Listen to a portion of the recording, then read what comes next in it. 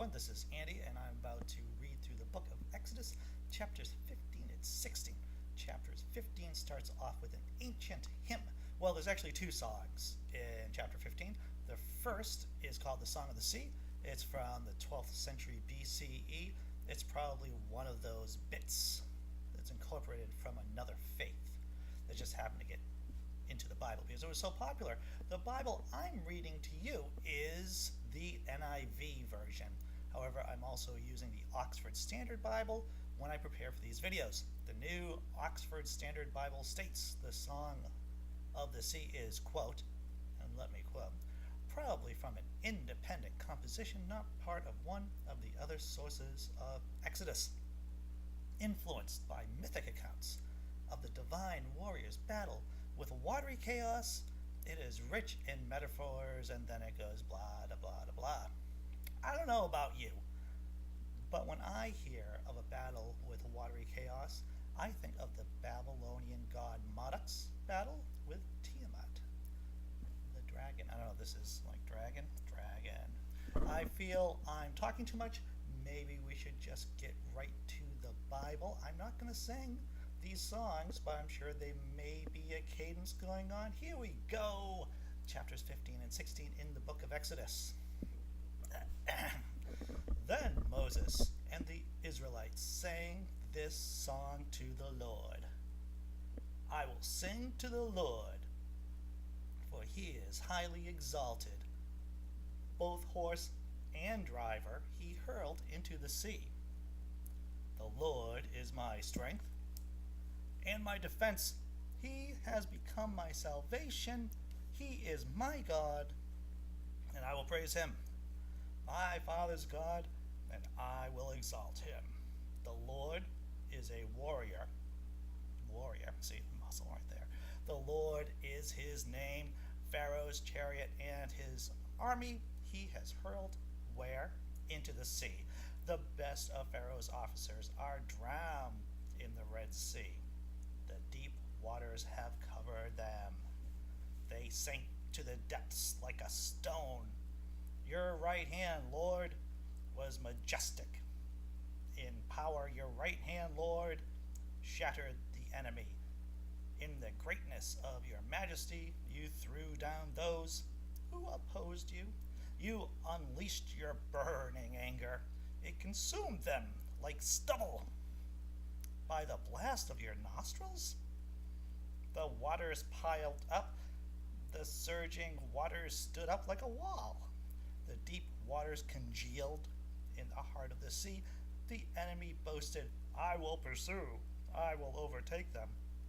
I will divide the spoils. I will gorge myself on them. I will draw my sword in my hand, will destroy them. But you blew them with your breath, and the sea covered them. They sank like lead into the mighty waters. Who among the gods, mind you, they're gods here, note that, is like you, Lord? Who is like you, majestic in holiness, awesome in glory, working wonders? You stretch out your right hand, and the earth swallows your enemies. In your unfailing love you will lead the people you have redeemed. In your strength you will guide them to your holy dwelling. The nations will hear and tremble. Anguish will grip the people of Philistia. I guess that's the Philistines. The chiefs of Edom will be terrified. The leaders of Moab will be seized with trembling. The people of Canaan will melt away. Terror and dread will fall on them. By the power of your arm, they will be as still as stone until your people pass by, Lord. Until the people you bought pass by, you will bring them in and plant them on the mountain of your inheritance, the place, Lord, you made for your dwelling. The sanctuary, Lord, your hands established. The Lord reigns forever and ever. When Pharaoh's chariots and horsemen went into the sea, the Lord brought the waters of the sea back over them. Seems a bit redundant, but it is a song. But the Israelites walked through the sea on dry ground. Then Miriam, the prophet, Aaron's sister, took a timbrel, a little drum, in her hand, and all the women followed her with timbrels and dancing. Miriam sang to them. So this is the second song. The first song ended, here's the second song. Sing to the Lord, for he is highly exalted. Both horse and driver he has hurled into the sea. The waters of Merah and Elim. Then Moses led Israel from the Red Sea, and they went into the desert of Shur. S-H-U-R, that's how I'm pronouncing it. For 3 days they traveled in the desert without finding water. Then they came to Merah. They could not drink its water because it was bitter. That is why the place is called Merah. I guess Merah means bitter. So the people grumbled against Moses, saying, "What are we to drink?" What? Then Moses cried out to the Lord, and the Lord showed him a piece of wood. He threw it into the water, and the water became fit to drink. There the Lord issued a ruling and instruction for them and put them to the test, as the Lord will do.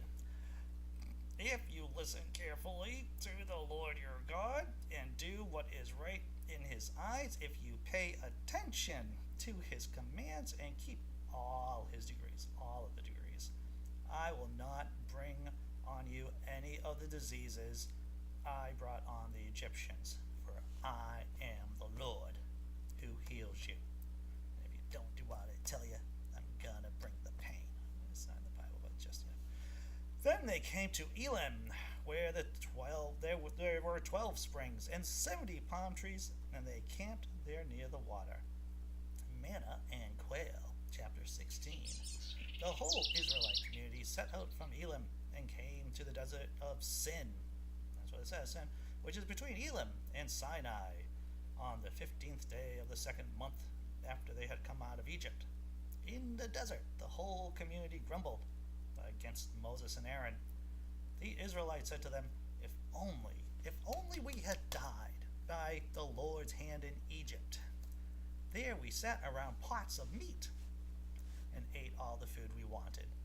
But you have brought us out into the desert to starve this entire assembly to death.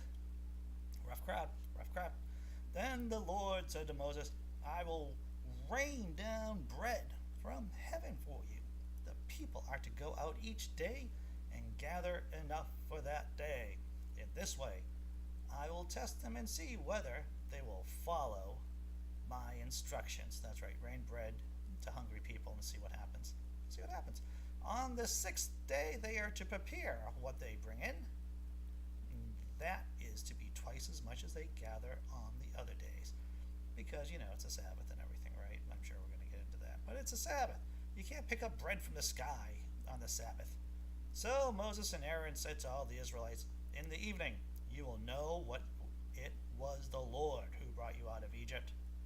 And in the morning you will see the glory of the Lord, because he has heard your grumbling against him. Who are we that you should grumble against us? Moses also said, you will know that it was the Lord when he gives you meat to eat in the evening, and all the bread you want in the morning. Meat in the evening, bread in the morning. See, that's more catchier than the song of the sea. Because he has heard your grumbling against him. Who are we? Who? You are not grumbling against us, but against the Lord. Then Moses told Aaron, say to the entire Israelite community, come before the Lord, for he has heard your grumbling. While Aaron was speaking to the whole Israelite community, they had a big loudspeaker back then, they looked toward the desert, and there was the glory of the Lord appearing in the cloud. The Lord said to Moses, I have heard the grumbling of the Israelites. Tell them, at twilight you will eat meat, and in the morning you will be filled with bread. Then you'll know that I am the Lord your God. I guess God likes to repeat himself over and over again. That evening, quail came and covered the camp. morning, there was a layer of dew around the camp. When the dew was gone, thin flakes like frost on the ground appeared on the desert floor. Was it bread? It must have been. When the Israelites saw it, they said to each other, "What is it?" For they did not know what it was. It wasn't just bags of bread, it was these little flakes, I guess. Moses said to them, "It is the bread the Lord has given you to eat. This is what the Lord has commanded. Everyone is to gather as much as they need. Take an omer," I guess that's a unit of measurement, omer, O-M-E-R, "for each person you have in your tent." The Israelites did as they were told. Some gathered much, some gathered little. And when they measured it by the omer, the one who gathered much did not have too much, and the one who gathered little did not have too little. Sounds very socialistic. Sounds like socialism. That's not right. American Jesus wouldn't want that. Everyone had gathered just as much as they needed. Commies. Then Moses said to them, "No one is to keep any of it until morning." It's real. However, some of them paid no attention to Moses. They kept part of it until morning, but it was full of what? Maggots, and began to smell. So Moses was angry with them. Each morning, everyone gathered as much as they needed, and when the sun grew hot, it melted away. On the 6th day, they gathered twice as much. 2 omers for each person, and the leaders of the community came and reported this to Moses. He said to them, "This is what the Lord commanded." Now we get to repeat this again. "Tomorrow is to be a day of Sabbath rest, a holy day, a holy Sabbath to the Lord. So bake what you want to bake and boil what you want to boil. Save whatever is left and keep it until morning." So they saved it until morning, as Moses commanded, and it did not stink or get maggots in it. "Eat it today," Moses said, "because today is a Sabbath to the Lord. You may not find any of it on the ground today. 6 days you are to gather it, but on the 7th day, the Sabbath, there will not be any. So gather your nuts and berries on those 6 days." I guess not really nuts and berries, but more like the bread. Nevertheless, some of the people went out on the 7th day to gather it, but they found none. Then the Lord said to Moses, "How long will you refuse to keep my commandments and my instructions?" It's right there in the pamphlet. "Bear in mind that the Lord has given you the Sabbath. That is why on the 6th day he gives you bread for 2 days. Everyone is to stay where they are on the 7th day. No one is to go out." So the people rested on the 7th day.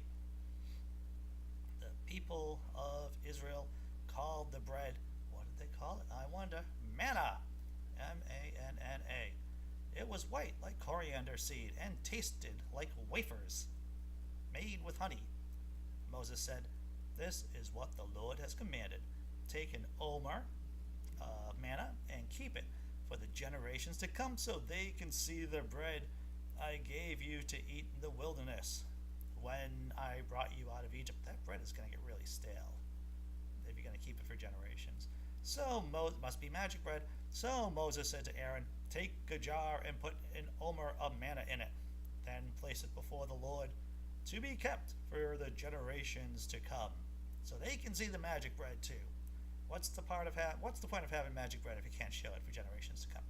As the Lord commanded Moses, Aaron put the manna with the tablets of the covenant law so that it may be preserved. That's a reference to the Ark of the Covenant. The Israelites ate manna 40 years. They were in the desert for 40 years until they came to a land that was settled. They ate manna until they reached the border of Canaan. And the Bible wanted to let you know, an omer is 1/10 of an ephah, which is E-P-H-A, ephah. That's how I'm pronouncing. That's another 2 chapters of the good book down. Thanks for watching. If you like what's going on here, please like and subscribe to the channel. I will see you next time. Take care. Be good.